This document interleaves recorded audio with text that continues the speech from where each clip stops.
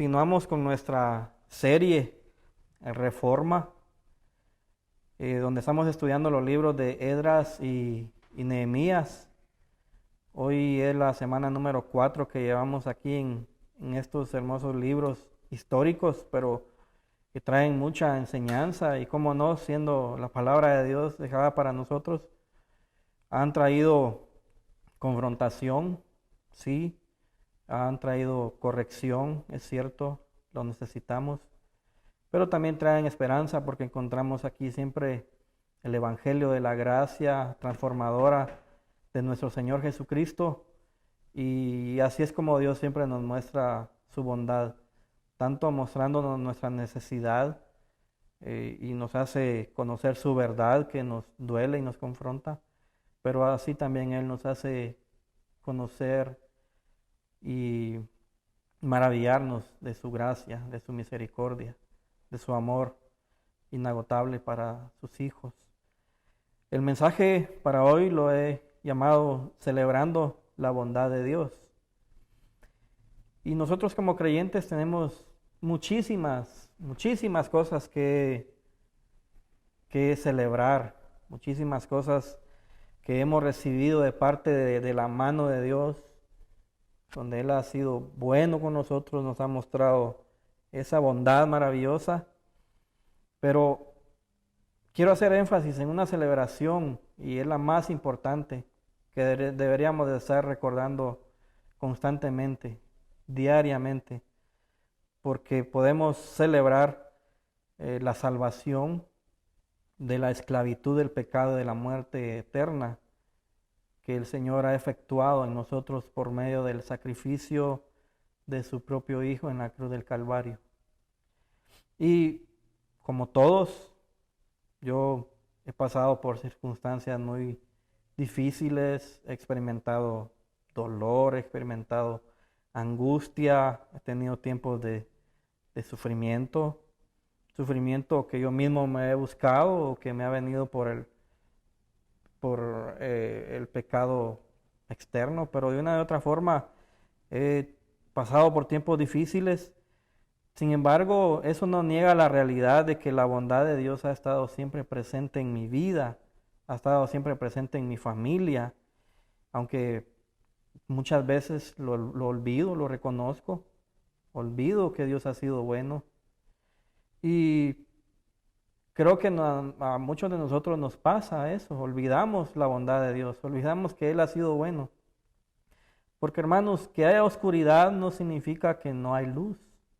Que haya tormenta no significa que no va a haber calma. Que haya crisis no significa que no pueda haber paz. Que haya tiempos difíciles no significa que Dios no haya sido bueno con nosotros y que Él no siga siendo bueno con nosotros. Dios ha sido bueno. Veamos entonces qué aprendemos hoy a través de Esdras sobre esto. Vamos a estudiar, como les dije, los capítulos 5 y 6. Son varios versículos, pero no los vamos a leer todos por cuestión de tiempo. Así es de que quiero recapitular un poco sobre lo que hemos estado estudiando. En el capítulo 4, ustedes recuerdan, los que habían retornado de Babilonia a Jerusalén para reconstruir el templo, ellos fueron desanimados porque luego fueron acechados por sus enemigos, los samaritanos. Y entonces la construcción del templo se detuvo, y se detuvo no durante días ni meses, se detuvo durante muchos años. En los capítulos 5 y 6, entonces el Señor viene y les envía a dos de sus siervos, les envía a los profetas Ageo y Zacarías para confrontarlos, porque ellos están en una pasividad, en una apatía horrible, y viene y los confronta por medio de sus siervos, pero también los anima, también los motiva. Y es así entonces como ellos reinician la obra y la terminan. Ellos terminan de reconstruir la casa de Dios y la dedican al final por medio de sacrificios y por medio de la celebración de la Pascua, lo cual es algo muy significativo y va a ser muy significativo para nosotros durante el desarrollo de este mensaje. En el capítulo 7, Artajerjes, que era en ese entonces rey de Asiria, le concede a Esdras, quien era un sacerdote y era un erudito en la ley del Señor, le concede volver a Jerusalén junto con otros más, que es la segunda ola de retornados. La primera es la que se da por medio de Zorobabel. Esta es la segunda que se da por medio de Esdras. Y la tercera es la que vamos a ver más adelante, la que se da por medio de Nehemías. Entonces, el rey Artajerjes le concede a Esdras regresar junto con otros, y el propósito de regresar a Jerusalén es para escudriñar las escrituras, es para practicarlas también y enseñarlas al pueblo de Dios que ya se ha asentado allí. Tanto los que ya habían regresado con Zorobabel como los que ahora están regresando con él, y como también los que ya vivían allí y se unieron a la causa. Este pasaje de los capítulos del 5 al 6 lo he dividido en 4 secciones. La primera sección es donde Dios rompe el silencio, versículos del 1 al 2 en el capítulo 5.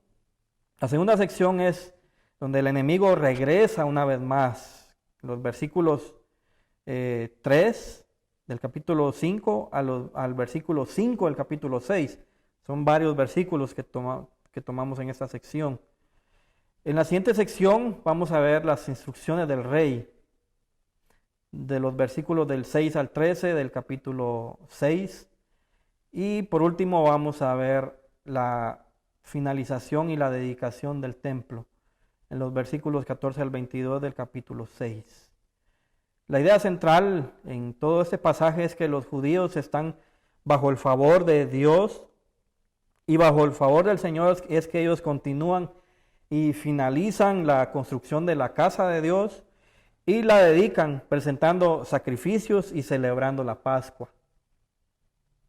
Esa es la idea central, ese es el énfasis que vamos a encontrar en todo este mensaje, en todo este pasaje. Cómo los judíos que regresaron tienen el favor de Dios y continúan la construcción de la casa del Señor, y luego la dedican presentando sacrificios y celebrando la Pascua. Veamos entonces la primera sección. Dios rompe el silencio, versículo del 1 al 2. Voy a leer el versículo del 1 al 2. Dice, estoy leyendo la Biblia textual.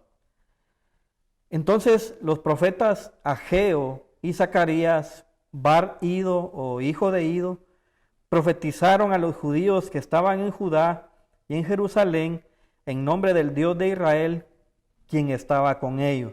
Noten esas palabras, ese énfasis que da Esdras ahí. Quien estaba con ellos. Versículo 2. En ese tiempo se levantaron Zorobabel, Bar Salatiel y Jesúa Bar Josadac. Zorobabel hijo de Salatiel y Jesúa hijo de Josadac, y comenzaron a reedificar la casa de Dios que estaba en Jerusalén, y con ellos los profetas de Dios que los apoyaban. Entonces, ¿qué hizo el Señor ante esta apatía, ante este adormecimiento de su pueblo? Intervino la comodidad de quienes habían regresado de Babilonia y habían regresado con un propósito. Ellos no habían vuelto a Jerusalén a preocuparse por ellos nada más, sino que ellos habían regresado junto con otros que se habían unido al esfuerzo, habían regresado con un propósito, y ese propósito era reconstruir el templo del Señor en Jerusalén. Era una promesa del Señor. Habían pasado 70 años, ¿se recuerdan?, de cautiverio en Babilonia, cuando Nabucodonosor los conquistó como un castigo disciplinario de Dios. Habían pasado 70 años entonces, y luego el rey Ciro, movido por la mano soberana de Dios, lo despierta para que le construya templo en Jerusalén, y luego Ciro convoca al pueblo que estaba exiliado en Babilonia para preguntarles quiénes querían volver, y de ahí vuelven entonces uno de los príncipes, Zorobabel, y un líder que era líder político, y el otro líder religioso que es Jesúa o Josué. Josué aparece en el libro de Zacarías. Ellos son los líderes, él es el líder, es un sacerdote, es el líder religioso, y junto con otros más líderes y más pueblo vuelven con un propósito: reconstruir el templo del Señor. Está en el corazón del Señor que se reconstruya su casa. Pero ¿qué pasó?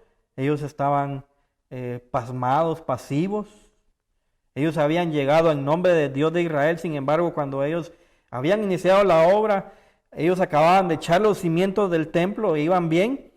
Pero, ¿qué pasó? Encontraron oposición de parte de sus enemigos, los samaritanos, que eran una mezcla entre paganos e israelitas, que fue el producto también de la conquista de Siria de la conquista del reino del norte, que era Israel, las 10 tribus, y luego enviaron gente de otras naciones conquistadas a poblar allí, a colonizar allí, a hacer vida allí en Samaria y en esas tribus. Entonces hubo una mezcla entre israelitas y paganos, y también hubo una mezcla entre la religión judía y también la religión pagana, y entonces hubo un sincretismo religioso ahí, una cosa fea, y por lo tanto ellos decían que adoraban a Dios, al Dios de los judíos, pero también adoraban muchos otros dioses. Eso lo vimos en el mensaje pasado. Pero ante esa oposición, ellos abandonaron el propósito que Dios les había dado. Y es entonces donde Dios rompe el silencio. Ya habían pasado aproximadamente 15 años de que la obra se había detenido, ya era demasiado tiempo. Y el Señor entonces les envió a 2 de sus siervos, a los profetas Ageo y Zacarías, para confrontarlos y para animarlos y para poder seguir con la construcción. En Ageo es donde podemos encontrar el registro de la condición en la que están estos judíos, estos exiliados y los que se habían unido a la construcción. Dice Ageo en el capítulo 1 de los versículos del 1 al 9. Así ha hablado el Señor de los ejércitos. El tiempo de reedificar la casa del Señor. Así ha hablado el Señor de los ejércitos diciendo, este pueblo dice, aún no es tiempo, el tiempo de reedificar la casa del Señor. Entonces llegó palabra del Señor por medio del profeta Ageo para decir, ¿acaso es tiempo de que vosotros, especialmente vosotros, habitéis en casas artesonadas mientras esta casa está en ruinas? Pues ahora, dice el Señor de los ejércitos, considerad vuestros caminos, sembráis mucho y recogéis poco, coméis y no os saciáis, bebéis pero no a plenitud, os arropáis pero no entráis en calor, y el asalariado echa su jornal en saco roto. Así dice el Señor de los ejércitos, meditad sobre vuestros caminos, subid a los montes y traed maderos y reedificad la casa, y yo la aceptaré, y en ella mostraré mi gloria, dice el Señor. Emprendéis mucho y resulta poco. Metéis en la casa, pero yo lo aviento. ¿Por qué? Dice el Señor de los ejércitos. Porque mi casa está en ruinas, mientras cada uno de vosotros se ocupa de su propia casa. Esa es la condición en la que ellos están. La crisis de los judíos entonces era más profunda de lo que se podría pensar. No es que al final la opresión de sus enemigos los haya desanimado a ellos tan fuerte como para abandonar la obra por tanto tiempo, según el capítulo 4. Ellos creyeron que no era el tiempo de reconstruir la casa de Dios. Eso es lo que ellos habían pensado, pero peor aún, ellos creyeron que era más importante dedicarse a sus propias cosas, a sus propias casas, de una manera egoísta, que seguirle dando importancia al propósito y a la voluntad de Dios. La apatía y la indiferencia había atrapado a los judíos y lamentablemente así es hasta el día de hoy. Cuando la apatía y la indiferencia atrapa al pueblo de Dios, cuando pierde el rumbo, cuando pierde su norte, así como lo habían perdido estos judíos. Y nosotros, al igual que ellos, podríamos caer, si no es que ya estamos en un letargo espiritual, en una condición muy grave, una condición muy peligrosa, en un acomodamiento personal egoísta, donde se ha perdido el interés por las cosas de Dios, olvidando así también el propósito que Dios nos ha dado por medio de Cristo y su evangelio, ¿Y cuál es ese propósito? ¿Cuál es el objetivo? ¿Para qué existimos? Para darle gloria a Dios y para gozar de Él para siempre. Ese es nuestro propósito, que eso es lo que Él nos ha dado por medio de Cristo, por medio de esa maravillosa bondad, esa maravillosa gracia. Pero, ¿qué pasa? Quizás estamos cayendo o ya caímos o vamos en picada en una condición como en la que estaban estos pobres judíos, en apatía espiritual, en indiferencia. Y escuchen esto, el egoísmo es el ADN del pecado. Reflexionemos un poquito acerca del egoísmo. El egoísmo es el ADN del pecado, es el núcleo del pecado. ¿Por qué? Porque es cuando nos importa más nuestra vida, vivimos para nosotros mismos. Es cuando nos preocupamos más por nosotros y nos adornamos de gustos, de cosas, de marcas, de deseos. Y nos convertimos en narcisistas pretenciosos que ya no le dan importancia a Dios. Dios queda relegado a un nivel muy, pero muy bajo de importancia, si es que aún importa. ¿Y qué necesitamos ante una condición espiritual así? ¿Qué necesitaban los judíos, los exiliados, los retornados? Necesitaban a Dios. ¿A quién necesitamos en un estado así? Igual que ellos, necesitamos a Dios. ¿Qué necesitamos? A Dios. ¿A quién necesitamos? A Dios. Por eso Esdras dice que el Dios de Israel estaba con ellos. Esa era su necesidad y esa es también nuestra necesidad. Lo que Dios hizo, siempre de una manera misericordiosa, fue enviar reprensión, pero también su aliento por medio de sus profetas. Fue su mirada sobre su pueblo lo que hizo que ellos tuvieran la oportunidad de levantarse de nuevo. Dios no los dejó allí aletargados, no los dejó ahí pasivos. Dios quería cumplir su propósito para su gloria y el beneficio de su pueblo. Así de que su mirada estaba sobre ellos y les dio la oportunidad de levantarse de nuevo. Y como lo hizo fue a través de la exhortación, de la reprensión por medio de sus profetas, Zorobabel, para que Zorobabel y Jesúa recapacitaran, para que ellos reflexionaran acerca de los caminos que ellos habían tomado y pudieran volver al camino del Señor, al sendero de Dios y retomar entonces así el propósito que Dios ya les había establecido.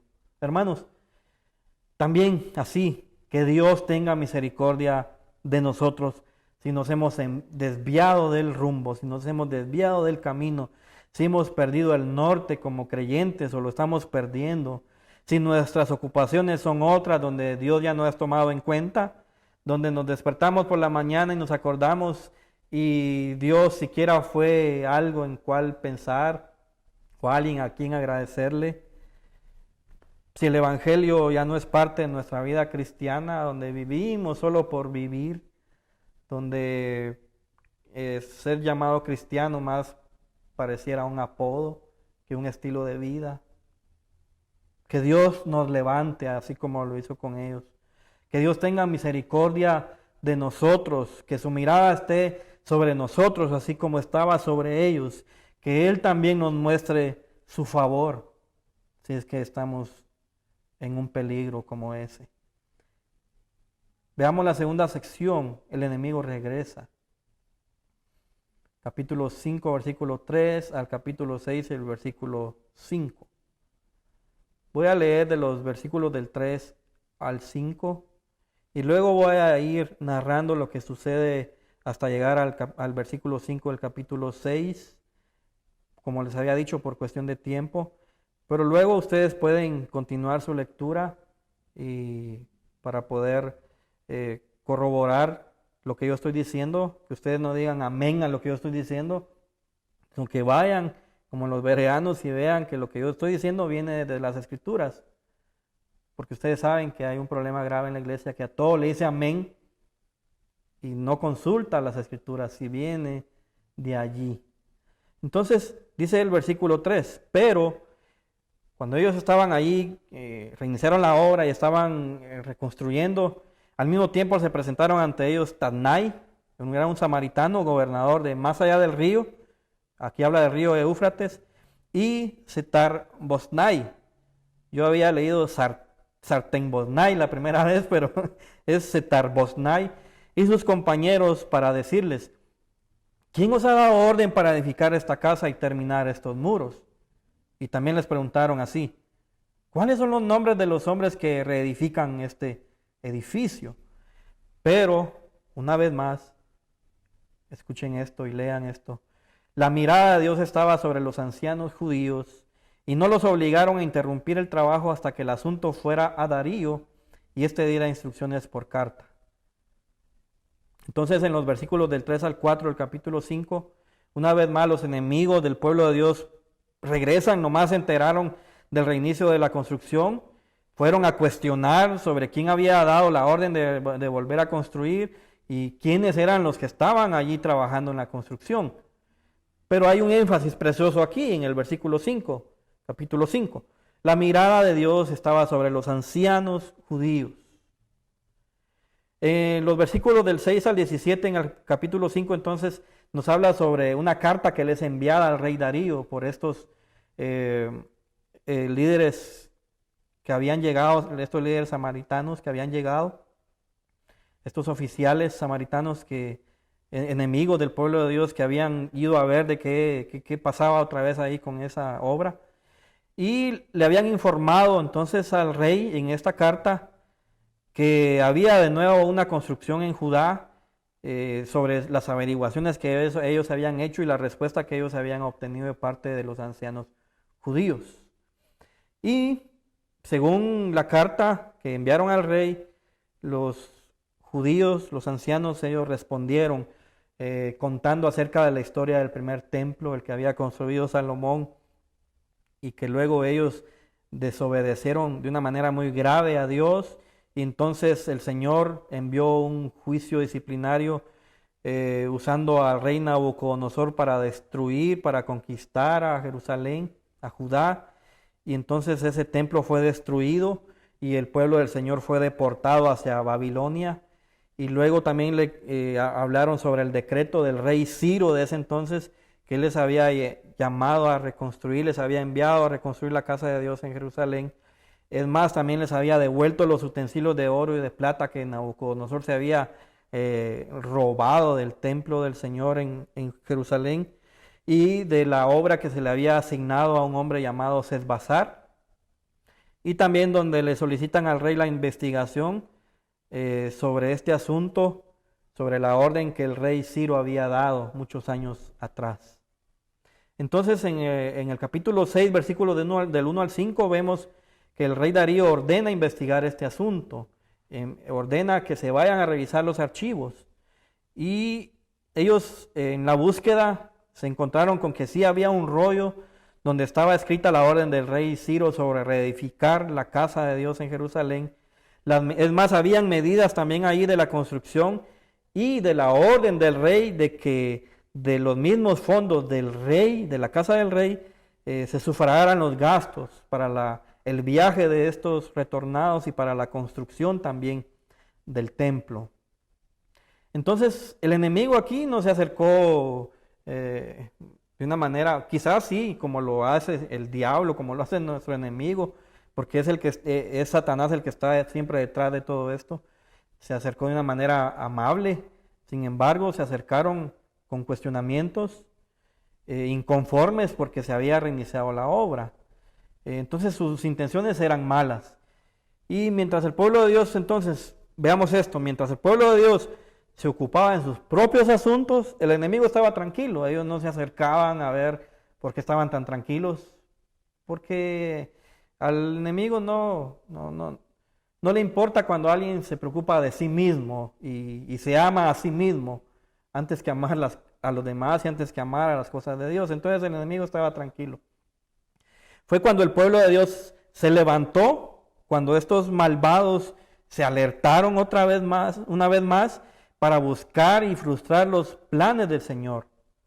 Pero lo que Esdras resalta acá es que bajo cualquier amenaza y bajo cualquier mala intención, la mirada del Señor está sobre los ancianos de los judíos. Así es como se les llama aquí ahora a los líderes del retorno, a Zorobabel, a Jesúa y a los demás líderes, se les describe como los ancianos de los judíos. El favor de Dios entonces estaba obrando sobre ellos, tanto para animarlos y que encontraran su propósito de nuevo, como también para cuidarlos de las malas intenciones de sus enemigos. Dios, usando una vez más a un rey pagano, nosotros admirándonos una vez más de esa soberanía preciosa de Dios, obrando a través de alguien que no es de su pueblo. Vemos al rey Darío, que Dios lo usa para frustrar los planes de los enemigos de su pueblo, volcando todas sus malas intenciones en algo bueno para el cumplimiento de sus propósitos y también para la paz de su pueblo. El Señor lo malo lo hizo bueno para ellos. Y eso es bueno que podamos verlo acá y podamos meditar acerca de esto. Muchas cosas malas nos pasan a nosotros, dicen de nosotros, nos hacen. Es más de nuestro propio pecado, y no es que tengamos que pecar para que algo bueno nos pase, pero de nuestra propia maldad Dios va a hacer algo bueno. Somos responsables delante de Dios y hay consecuencias graves y terribles por nuestro pecado, pero Él en su misericordia va a traer algo bueno. Si no, veamos el pecado de los hermanos de José, como de una traición a su propio hermano, a su propia sangre, Dios rescata no solo a un pueblo, sino a mucha gente. Cuando estaban muriendo de hambre, Dios usa a José ahí para salvar a la gente. Eso es entonces a lo que los enemigos de Dios y a sus hijos les fascina. Eso es lo que ama el enemigo de Dios y los hijos del enemigo de Dios, los que le sirven a Satanás. El enemigo de Dios, el enemigo de los hijos de Dios, aman ver a una iglesia acomodada, aman ver a una iglesia ociosa, aman ver a una iglesia indiferente, apática, ocupada en sus propios intereses egoístas, que no hacen nada por el reino de Dios. Yo no sé si estas estadísticas tengan que ver con esto, pero al principio las transmisiones tenían, en nuestro caso, hasta 25 personas viendo la transmisión. Iglesias que yo veía que tenían hasta 100, 160, y de repente el número ha bajado a estar 8, 10 conectados. Otras iglesias que tenían 60, 100, he visto 15 conectados. ¿Qué está pasando? ¿Será que hay un problema como este? Creo que sería bueno poder meditar acerca de esto, porque el enemigo sí ama a una iglesia ociosa, indiferente, apática, acomodada, que está ocupada en sus propios intereses egoístas, así como estaban ellos, adornando sus casitas, invirtiendo en sus casitas, mientras el templo del Señor tirado, abandonado. Allí todavía solo los cimientos habían sido echados, quizá lleno de telarañas ahí, la madera y todo lo que habían traído, abandonado todo. Y quizá así esté pasando con nosotros, o pueda pasar, abandonar todo lo que es del Señor y estar actuando de una manera muy egoísta. Pero si los hijos de Dios cuentan con la mirada del Señor, con el cuidado, con el favor del Señor, entonces Él va a enviar hombres que proclamen la palabra profética. ¿Y cuál es esa palabra profética? Las Escrituras, la exposición de las Escrituras para confrontarnos, para que de una manera directa esa palabra llegue a nuestro corazón y que nos duela, nos debería de doler, porque la palabra de Dios es como espada de dos filos que penetra y debería de doler. ¿Para qué? Para despertar a sus hijos, para que se levanten y continúen con su labor en pro del Evangelio para la salvación y para la transformación de pecadores. Veamos la tercera sección. Las instrucciones del rey, capítulo 6, versículos del 6 al 13. Por lo tanto, estas ya son instrucciones que está dando el rey Darío. Por lo tanto, él dice, Tatnai, gobernador de más allá del río, Setar-Boznai y sus compañeros los farsarquitas de más allá del río, apartaos de allí y dejad llevar a cabo la obra de esa casa de Dios, y que el gobernador de los judíos y los ancianos de los judíos reconstruya esa casa de Dios en su lugar. Y así él sigue dando instrucciones hasta el versículo 13. El rey Darío les está dando estas instrucciones directas a estos samaritanos. Al gobernador y a sus compañeros les da como primera instrucción apartarse de allí, que no molesten, que no fastidien, que dejen que la construcción continúe. Es más, les dice que sean sufragados los gastos de esa construcción, de los bienes del rey. También les dice que de sus propios impuestos les paguen puntualmente los gastos de la construcción a los líderes judíos. Estos enemigos ahora tuvieron que darle su propio dinero para la construcción del templo al cual ellos se oponían tanto. Además, que les provean los animales para los sacrificios, también que les provean granos básicos y lo que el rey también desea es que el pueblo judío que se ha sentado de nuevo en Jerusalén y está construyendo el templo, ore por la vida del rey y ore por la vida de sus hijos. El rey pide oración por él y por su familia. El rey también decreta que todo aquel que incumple el edicto se le clave y se le incruste un madero arrancado de su propia casa. Vean qué castigo más terrible. Que se le clave y se le incruste. Eso da a entender una incrustación horrible para alguien que no obedeciera el edicto del rey. Y además su casa se convirtiera en un depósito de estiércol, depósito de cadáveres de animales y de basura. Entonces era un castigo muy horrible, muy fuerte para aquellos que desobedecieran el mandato del rey de que la construcción continuara.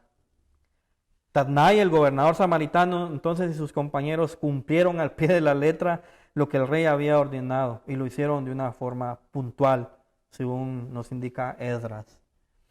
Hermanos, el corazón de los reyes está en la mano de Dios y el Señor lo inclina del modo que a Él le place. Él puede hacer con los reyes, con los presidentes, lo que a Él le place. ¿Por qué? Porque Él es Rey de reyes. Él es Dios soberano, Rey soberano, Rey eterno. Cuando suena la hora en el reloj de Dios para el cumplimiento de sus propósitos con respecto a su iglesia, Él va a usar instrumentos, Él va a usar a personas que incluso no se puede esperar nada de ellas para cumplir sus planes, para que el plan de la iglesia avance. A veces los enemigos pueden convertirse incluso en aliados provechosos que defienden la religión, que incluso ellas mismas no profesan ninguna religión. En este caso, los enemigos de los judíos, al apelar a Darío, ellos esperaban tener un decreto de parte del rey para detener esa obra o para incluso echar de ahí a los judíos, para estorbarlos. Pero ¿qué lograron en lugar de eso? Recibieron una orden real de llenarle las manos. Así es como Dios obró de una manera hermosa, de una manera extraordinaria. Veamos entonces la última sección, la finalización y dedicación del templo. Esta sí la voy a leer completa en los versículos del 14 al 22. Dice el versículo 14. Y los ancianos judíos construyeron y prosperaron conforme a la profecía del profeta Ageo y de Zacarías bar Ido, y terminaron la edificación conforme al mandato del Dios de Israel y al edicto de Ciro, al de Darío y al de Artajerjes, rey de Persia, y la casa fue terminada al tercer día del mes de Adar, que era el año sexto del reinado del rey Darío.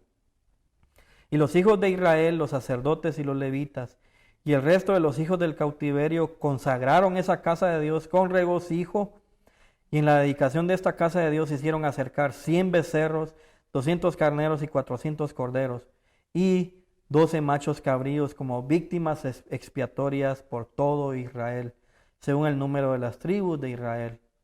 Y establecieron a los sacerdotes según sus clases y a los levitas según sus órdenes para el servicio de Dios en Jerusalén, conforme a lo escrito en el rollo de Moisés. Y los hijos de la cautividad hicieron la Pascua el 14 el 14 del mes primero, pues los sacerdotes y los levitas se habían purificado como un solo hombre. Todos ellos estaban puros, luego sacrificaron el cordero pascual por todos los hijos del cautiverio y por sus hermanos los sacerdotes y por ellos mismos.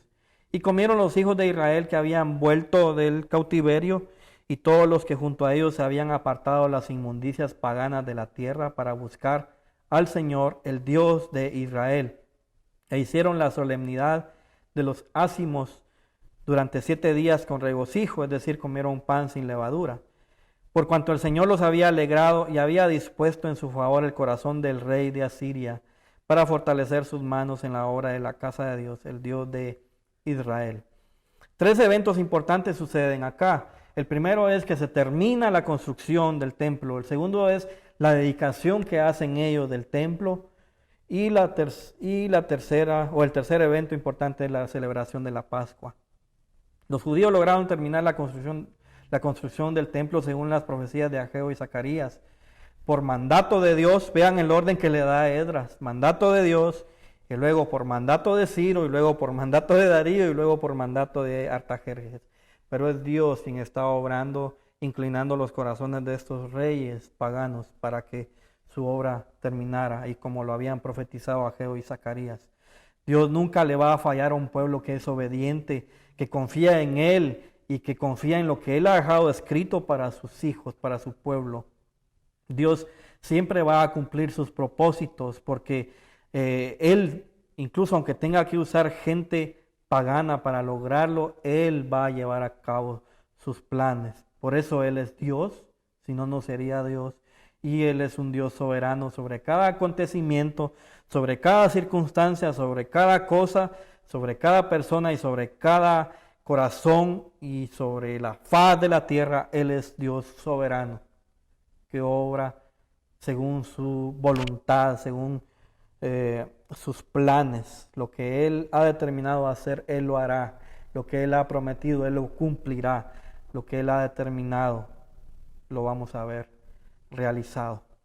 Luego vemos la dedicación del templo, que fue una consagración exclusiva del uso que se le daría al altar y al templo del Señor. No fue un templo que se construyó como un salón de usos múltiples y que allí se celebraran cosas sagradas y luego también 15 años, bodas, pachangas y todo eso. No.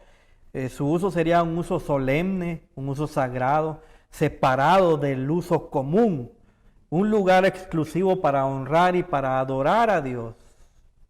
Y eso nos recuerda que nosotros mismos somos templos también así del Señor. Ellos sacrificaron 12 machos cabríos que representaban a cada tribu de Israel. Y esto es maravilloso, el énfasis que le da Esdras, porque fueron un sacrificio expiatorio, es decir, que ellos estaban conscientes de su pecado, de que por su pecado ellos tuvieron que estar de nuevo allí, tuvieron que haber sido deportados a Babilonia, llevados cautivos, y ahora ellos estaban de vuelta y ellos recordaban eso, que por su pecado delante de Dios, es más, habían pecado abandonando la construcción. Ellos habían hecho ahora sacrificios expiatorios para su perdón, para su limpieza. Por último, ellos celebraron la Pascua. Ahora que habían sido libertados de la esclavitud de Babilonia, ahora ellos querían conmemorar así su liberación también de la esclavitud de Egipto. Ellos tenían presente las Escrituras. Esdras menciona los rollos de Moisés. Ellos recordaban todo esto. Y hermanos, los nuevos favores de Dios deben recordarnos los que ya hemos recibido de Él. Cada nueva bondad del Señor nos deben de llevar a darle gloria a Dios, agradecimiento, adoración a Él y hacernos recordar lo bueno que Él ya ha hecho por nosotros y con nosotros atrás también. Ellos celebraron con mucho regocijo, con mucha alegría y mucho gozo. La fiesta la hicieron justo al mes siguiente después de la dedicación del templo, a los 14 días del mes primero de su calendario, justo como lo estipulaba la ley. Ellos lo hicieron en el mes de Nisán, que es el primer mes para ellos. Justo a los 14 días ellos celebraron la Pascua.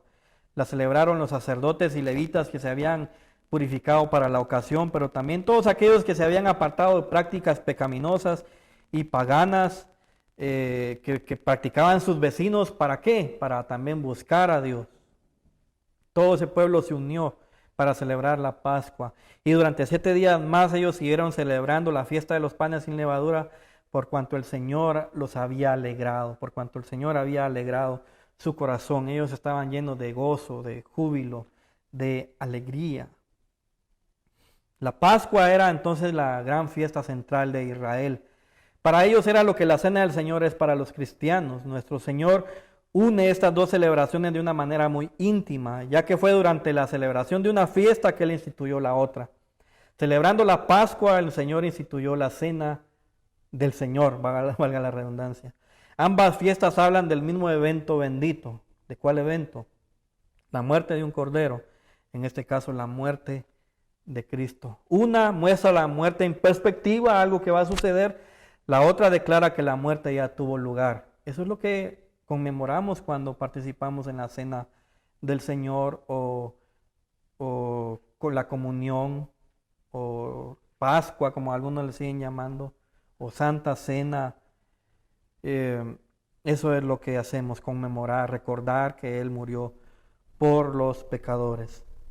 Y para celebrar esta fiesta la purificación es sumamente importante. Los judíos se purificaron apartándose y siguiendo las ordenanzas de la ley. Los cristianos ya no hacemos eso de seguir ritos de la ley judía, sino que nosotros ya hemos sido purificados por Cristo mediante la expiación y el sacrificio de Él en la cruz. Eso hace que los cristianos ahora ya no busquen purificarse por sus propios medios, sino que se santifican y se purifican a través de la obra de Cristo y por el Evangelio, por la gracia recibida de parte del Señor.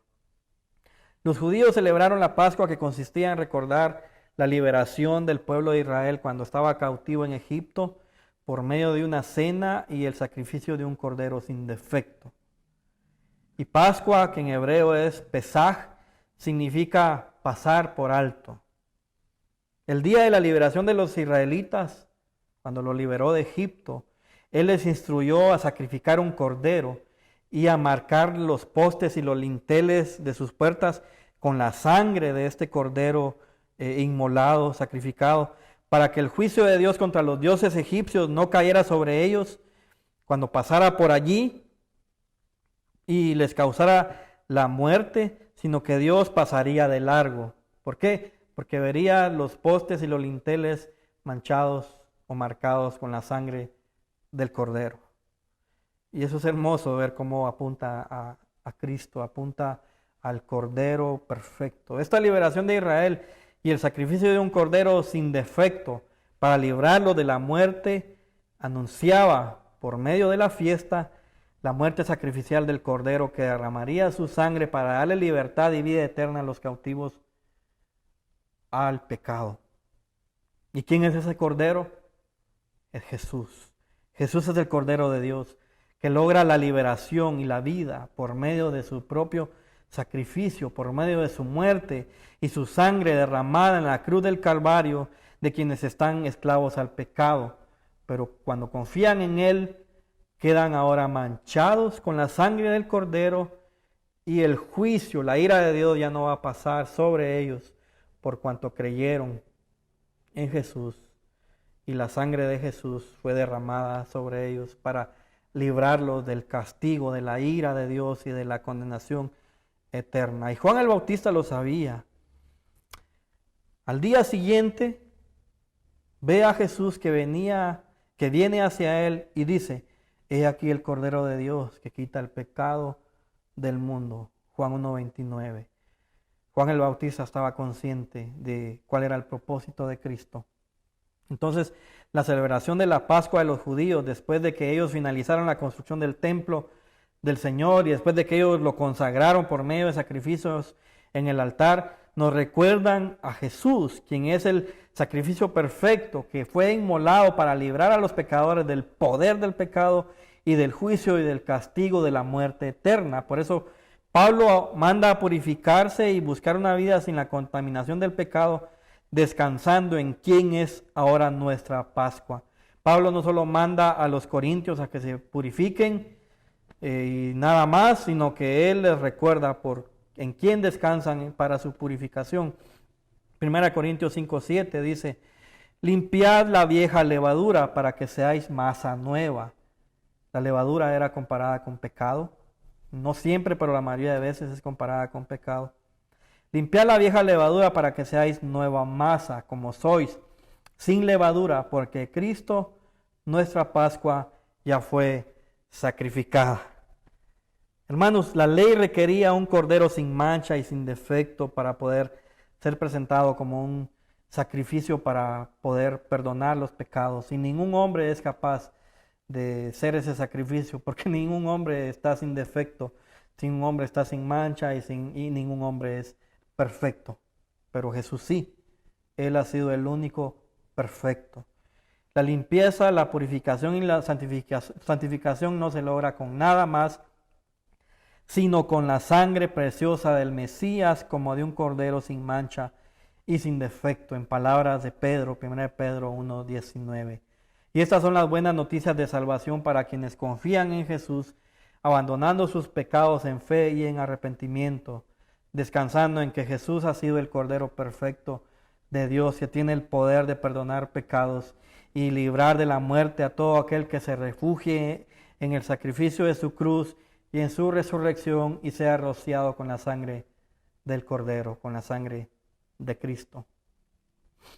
¿Cómo llevamos esto a nuestra vida diaria? ¿Cómo aplicamos esto a nuestro diario vivir? Los cristianos celebran las bondades de Dios, dedicando sus vidas para adorarle y servirle, porque el favor y la bondad del Señor nunca han faltado. Hermana, hermano, amada iglesia, quienes hoy están unidos a esta transmisión, recuerden que también ustedes fueron hechos libres por el Señor de su esclavitud al pecado. Adórenlo y sírvanle con mucho gozo, con mucha alegría. Sus vidas deben ser vidas dedicadas y consagradas para el Señor, no para nadie y para nada más. Y piensen en esto, piensen si están invirtiendo cada día, cada hora, cada minuto y cada segundo de sus vidas para servir y para adorar a Dios, o para servirse y para adorarse a ustedes mismos. ¿Cuánto tiempo nos estamos viendo en el espejo para adorarnos a nosotros mismos y no nos vemos en el espejo de la palabra de Dios para que nos ayude, nos confronte y podamos ser transformados por la gracia que nos da el Evangelio? Examinemos si no estamos bajo una horrible apatía, bajo una horrible indiferencia y desgano por las cosas del Señor. Recuerden, hermanos, y celebren el favor y la bondad de Dios sobre sus vidas. Dios ha sido bueno, Dios nos ha dado tantas cosas buenas, tantas cosas hermosas, y por eso Él es digno de recibir el servicio y la adoración de sus hijos. Muchas bondades hemos recibido de parte de Dios. Hemos recibido bondades materiales, que podemos y debemos ser agradecidos por cada una de ellas. Pero la mayor de sus bondades y el mayor de sus favores inmerecidos es el sacrificio que hizo de su único y precioso Cordero para librarnos de la esclavitud del pecado y el destino de sufrir la muerte eterna en el infierno. Si algo podemos celebrar todos los días es la gracia de Dios inmerecida para nuestra salvación por medio de la muerte y de la resurrección de su Hijo amado Jesucristo, quien vino a dar la vida por pecadores miserables como nosotros, pero que ahora podemos explotar en agradecimiento, en gratitud, en adoración a un Dios vivo, a un Rey soberano, que aún sigue gobernando cada evento, cada circunstancia de nuestras vidas para el bien nuestro, para el bien de sus hijos, para el bien de su pueblo.